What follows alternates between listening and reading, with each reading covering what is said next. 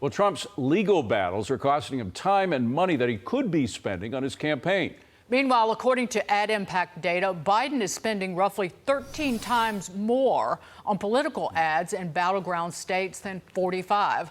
All that leaving old Joe feeling real confident. Because of you, in 2024, we're going to make Donald Trump a loser again.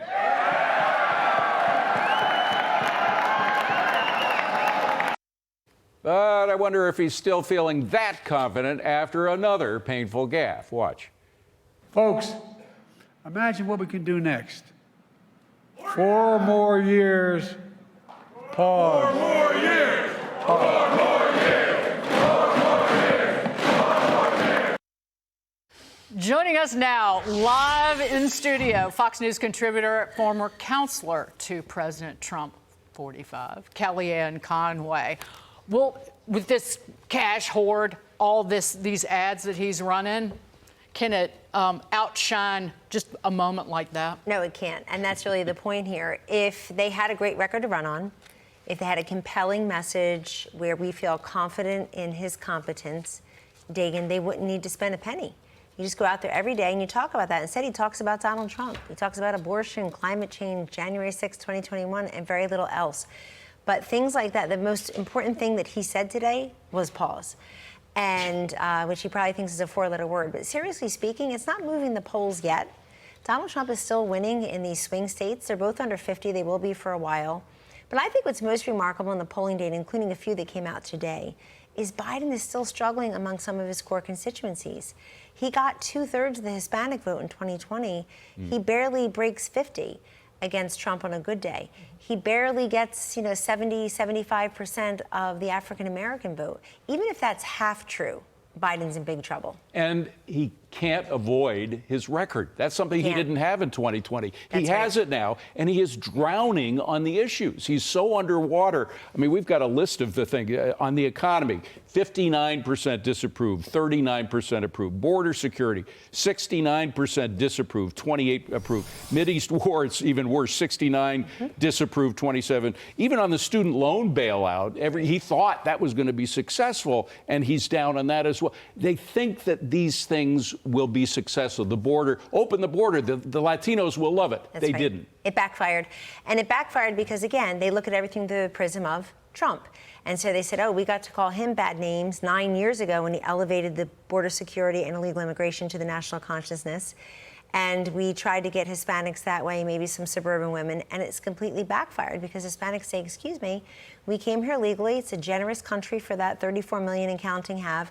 Also, Hispanics are education voters, obviously economy voters, also public safety. You can't look at a party, David, that says defund the police and frankly is openly hostile to religion now and look at Hispanics in the multi-generations and think that you're going to sustain that edge.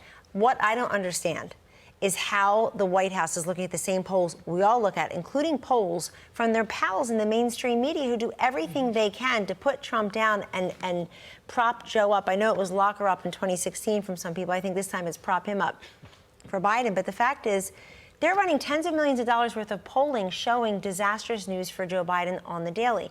Why isn't anyone at the campaign or the White House looking at this and saying, Mr. President, we need to do a couple of solid things, not run ads, but make our luck on this and convince people that the improvements the macroeconomists see in the economy, even when we microeconomists, breadwinners and wage earners and moms and dads and moms and pops don't feel it. We need to connect that to you and your policies. No one is doing that. And I think they're just deluded by the fact that we're not Trump, and that's plenty. And speaking of the economy, so immigration and the economy, the top two concerns for voters across the nation. And the Biden campaign does not care, to your point. Biden's strategy is to ignore the plight of Americans while pushing his own radical agenda. Listen. Well, folks, when I think climate, I think jobs. Let's all be clear.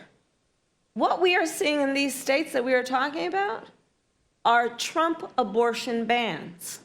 And he can't get away from that. I'm not making it up. It's real. Just listen to what they say. Anyone in or out of government who willfully denies the impacts of climate change is condemning the American people to to a very dangerous future and the world. One of the nation's most extreme anti-abortion laws take effect here in Florida. It's criminalizing reproductive health care before women even know whether they're pregnant. I mean, this is bizarre. That does not land with anybody. No, it doesn't land with anyone. The fact is that when Joe Biden says, I'm going to give a rah-rah speech on Earth Day about climate change, this year he went over to Virginia. Last year he flew from Washington, D.C. to Washington State on Earth Day to talk about climate change. What was that carbon footprint, my friends? This time somebody wised up. But seriously speaking, it's his policies. He's waged war on fossil fuels. He is forcing everybody into electric vehicles. The Inflation Reduction Act did no such thing to reduce inflation. It's a green jobs, green energy, climate change boondoggle that not a single Democrat, may I point out, voted against. They all voted for, including Manchin and Sinema, who has the quote, independent moderates in their party, whatever that means, kind of far left. They have been forced out of their party because their party doesn't welcome that. They would have faced certain defeat. So it's really his policies, not just him as a messenger, the message that he has. You know, we were the net exporters of oil and natural gas for the first time ever in President Trump's administration. And look what he's doing with tax hikes. Who goes and says, I'm going to put cap gains at 44%? He thinks he's hurting corporate America. Middle class people are part of the investor class. They know what capital gains are. They know they want to hang on to the family farm. Can I ask one quick question, David? We talk about energy security as our national security. Do the American people connect with the trillions of dollars in spending on this climate boondoggle?